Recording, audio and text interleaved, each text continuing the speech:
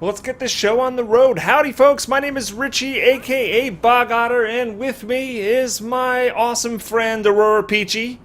Hi! And we are going to play through some Guild Wars 2, Living World, Season 2, Episode 2. No spoilers. And no spoilers, because I just got back from vacation, like yesterday. Welcome back, by the way. Thank you, thank you. And I haven't I haven't read any forum posts, I haven't gone on Reddit, I haven't watched any videos, not even Aurora's videos. And so this storyline that we're about to experience is completely unspoiled from my point of view. So please, in chat, no spoilers. And we're going to just go through this, and we'll have some fun. We'll hang out. Woohoo! And I don't think we messed anything up in that intro like we normally do. No, we're good. No. Except you just jinxed it, so something's gonna happen. I'll like fall out of my chair or something stupid like that. I fall right? off my ball. That's right. She's not on a chair. She's on a ball. I'm on the ball. We're trying it out here. I feel like I need a different type of sitting apparatus. A stool? No. A stool. No. Maybe a beanbag. There we go. Yes. Okay, so I have not even clicked this little green star yet. So Oh. I have no idea. I'm so excited. So let's try this here. Oh, it's Remember, so no pretty. spoilers in chat, guys. Okay, so now available to play Entanglement. View it in the journal. Treachery and tragedy led Tyria's heroes on a chase across the frontiers of the Maguma Wastes and landed them at the doorstep of their former adversary. What has Taimi been able to learn from her investigation, and who's been watching from atop the mesa above Prospect Valley? Let's play the episode, shall we? It looks like I have a mail from Bram. Let's check that out. It's very short and to the point. I like that. The mail from Bram is... I'm surprised he can spell. Word reached me of some trouble in Top. Prosperity was just attacked. I'm headed there to check on Taimi. Let's meet up and see if the kid's okay. We'll guide you. Alright, so we're going back to Top. They're going to show me where. I guess we can waypoint there now, right? Yeah. Yes. So we're going to do that. I'm heading over to Prosperity. Well, it's not that impressive, Mike, that I haven't been spoiled all this time because I was on a cruise ship with, like, no internet access. So it's kind of easy to avoid spoilers. Wow, I don't know what is going on here. I am stuck. Uh-oh. What? Are you on top of my character? What? Are you, like... I have the same thing going on. Look, it's Living World Entanglement! How did we manage to do that? I am also, yes, it's like I'm stuck inside you. I don't know what is going on. That doesn't sound right, by the way. I'm going to spend another silver. Phrasing. Are we doing spelled phrasing? Oh, they owe me a silver 39 copper for that. What the heck is going on? You're inside of the tentacle, actually, is what it is. Uh-oh. Oh! Is there a tentacle around the waypoint? Did you go to the same waypoint? I did the same waypoint again, and it freed me. Okay. We're here by kitchen supply. I didn't know what you meant at first, but yes, kitchen supplies here. Alright, we are... Okay, the sandstorm is about to go away, which is awesome. Get out of there with that. Thank you. Ah, I feel so much better. Take a look at Prosperity. Oh my god. It is like... It's not so happy. No. It's not so prosperous anymore. No, it's like some bad tentacle porn. Shut up, Mike. I am stuck inside you, Peachy 2014. How does that even work? So, we're here. Things have gone horribly wrong. And then there's Frisky Biscuit. We are hitting the ground running with these names. Frisky Biscuit's here? Oh my goodness. Okay, so I guess we're going back into... Is this a Scarlet secret room again, huh? Okay. Yes, indeed. Let's do this. What are we gonna learn? I'm scared. Yethadon, yes, I have done this. I'm just helping Richie, and I really want to see his reactions. Touch. Okay. Scruffy, protect I need to put the voices up. Are you all okay? Oh, whew. Yeah, we're okay too. Everything started to shake. I barely had time to get into Scruffy. Is she okay, Bram? Yeah, she's okay. She hid in her golem. I didn't hide. I was collecting important data. I wasn't hiding. Did I hear you say Timey's okay? Fine. Golly. Her voice sounds weird. She's inside Scruffy. Yeah. Alright, let's talk to her. I feel like the whole world is falling out from under us. I think we all feel that way. We've got a new dragon to contend with. We will, Live Spartan. We will. Nothing will ever be the same. No, it won't. Mordremoth did this, and it's only just starting. Mordremoth? Oh, the hiccups again. To a whole new level. Awful. I love her hiccups. Gods, we need a plan. What are we gonna do? She's panicking. You know what? I'm not sure. I don't know if I like the hiccups or not. I mean, it's cute. Oh no, I like it. Well, here's what it reminds me of. Like, I used to play a lot of Dungeons and Dragons, right? And there'd be some people who would come up with a personality for their character, and they would write up these huge histories and personality quirks and all these different things. And there'd be other people that would come to the D&D table, and they would be like, "All right, what's your character's personality or whatever?" And they'd be like, "I hiccup when I get scared." You know, and that's like their whole personality was, there's a dragon in the room. You know, they would just do that, and it kind of reminds me of just like a gimmick rather than a full-fledged like personality trait. I don't know. We'll see. I can see that, but I think it's cute. All right, here we go. Casimir, you really think these vines are related to Mordremoth? All these deaths? All right, so was there a cutscene or something that I missed, like in game, or is that there's nothing in game that really tells you kind of what happened with these vines and why everybody's suddenly talking about Mordremoth? I really honestly think a lot of the in-game stuff that the NPCs say is a lot related to the community. I mean, I can't say for someone who just plays the game and doesn't pay attention to like Twitter or forums or anything the community's saying, because I'm all about that. Yeah. So it's like, I know there's vines everywhere, and obviously Mordremoth is this big threat. But Right. as for just in-game, I'm actually not too sure. There was actually some people who were a little upset saying, how do we even know Mordremoth's name, our player character? Right. They're saying, how do they even know? And I don't think they had an answer for that. Yeah. No, that's a really good point. So Yeah, because I'm just going back. I'm going by the instances that we completed in episode 1, and we kind of left it at, all right, we found this new area. You know, the keeper of secrets, or the master of secrets. We learned about Master that. of Peace.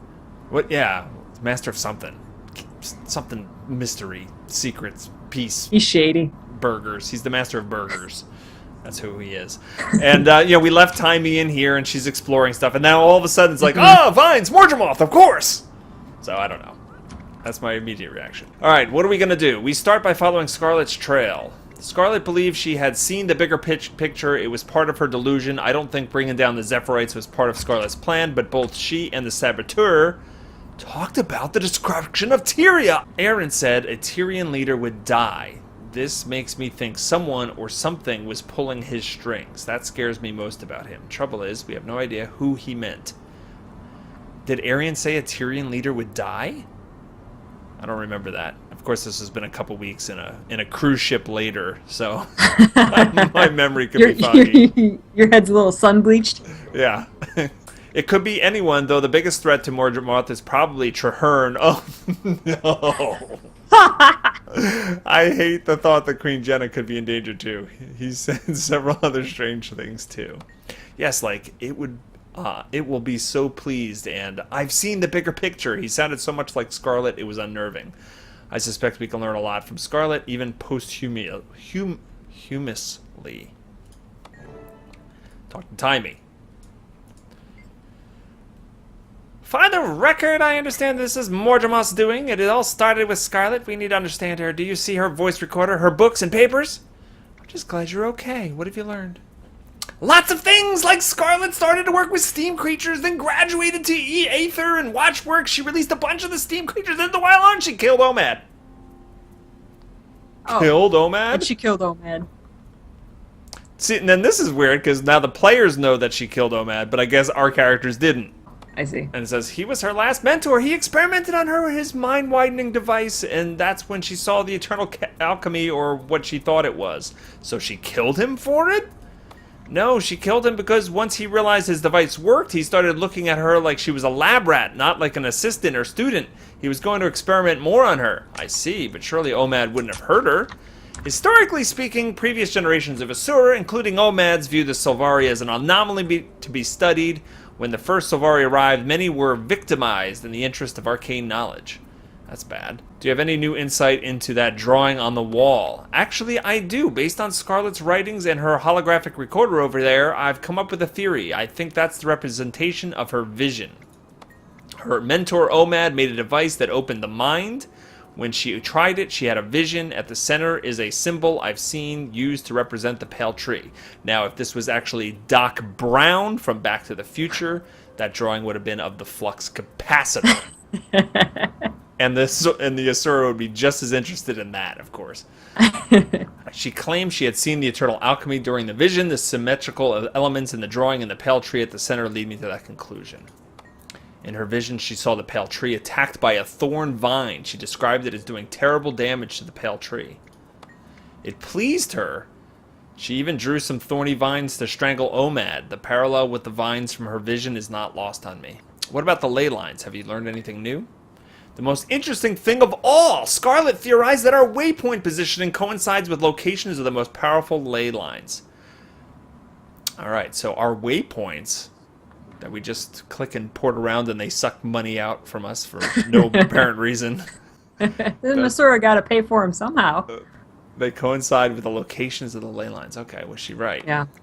Likely, but not yet confirmed. I need more research. I need to better understand the elements that drew her to that conclusion.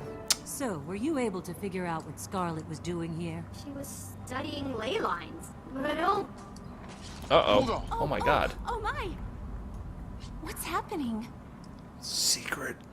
Whoa. Secret room. Come look at this. There's a passage behind this bookshelf. What? Get out of my way! Let me see! Settle down. Let the boss go in first. Alright. Oh, that's right. I'm the boss. Come Yeah. on, Frostbite. Let's go. That was a conveniently timed little tremor. That wasn't it? Now, who failed to search for secret doors the first time we were in here? That's what I want to know. Alright, explore the tunnel. We got several things to look at. The notebook titled Research Notes has a complex set of equations, drawings, and engineering blueprints. Leave that alone. That's boring. We can't understand that with our puny brains. That's right. I'm like Bram, I can't read. This piece of paper was torn from a book. Letters sent home from soldiers in the Cornan army have given us great insight into their lives. In the 11th century AE, their leader, Varesh Osa, inspired great loyalty. In one particular speech, Osa praised her military and encouraged them to use their persuasive abilities to build the power of Corna from the inside. She said, if properly convinced, you can get whole groups of lesser creatures to work towards your goals without them realizing they're not working for themselves. Alright, so this is Scarlet, you know, getting all these creatures to do stuff like Tom Sawyer does. Here, whitewash my fence, and I'll sit here and watch while eating your apples. Osa cites that the alliance between centaurs and Cornan craftspeople as an example. Together they produced better armor and weapons, and they provided for the Cornan people's day-to-day needs. Alright, so that was... Talking about Nightfall and Alona. Yeah, that was I like it. That was a bad, that was a bad book for Scarlet to stumble upon. Yeah. Alright, we got something here. A History of Drytop by Nicholas Sanford, 1070 AE. Now a barren landscape, this rounded basin may have held water many millennia ago. Sand now covers everything, blowing on the wind and eroding all rocks and inhabitants alike. Unknown sentient beings once built fragile hillside homes high on cliffsides. Some structures still linger, but will also fall victim to the blowing sand and hot sun. The area attracts outlaws on the run with something to hide, or those who are unwelcome amongst civilized folk for one reason or another. This makes the area dangerous to travelers such as me and Yakington. Yakington. Yeah. Migrating centaur packs come through here, it seems. There is evidence that once had a refuge here. A large tree trunk, quite out of place, could have been one of their sacred trees. Despite appearances, this waterless area is far from lifeless, and it serves as the doorway to the Maguma jungle, a region of uncontrollable growth, life, and often death. Why is there a hexagon on the ground? Some Asura stuff. Yeah. Let's touch it. Yeah. All right. Next. On the open page of this book, Scarlet drew a route leading up and out of her tunnel to a higher region of Drytop. The points on Scarlet's map trace a path winding across the higher regions of Drytop to some unknown destination where she drew crisscrossing lightning bolts. Lightning bolt! Lightning bolt. Alright, we gotta talk to Timey. Where'd she go? This scared me when I first came down here because I thought something was going to like pop out and start slowly lumbering towards me, going, Brains. See, now I know that that's not gonna happen. Thanks a lot. Spoilers! Spoiler. Alright. Scarlet left a map showing that she headed someplace to the southwest. I bet it leads to the ley line she discovered. You stay here with the others for now. I'm going to see where this takes me. Alright. First instance is done. Scarlet's secret room completed. What do we get? 5 Mordrum seed pouches. Some geodes. Champion loot box. And Imperial fragments. What is a Mordrum seed pouch? Mordrum seed pouch. You can grow some Mordrums. Mmm. Excellent. So what happens when I click this? Should I click this? I should totes click this. Totes. Totes. All right. Totes, do it. Oh, I clicked it. Oh, it's one of those things that just fills up your inventory with crap. And lots of globs of globby gloop. All right. Now my inventory I is was messy. manufactured to the highest standards.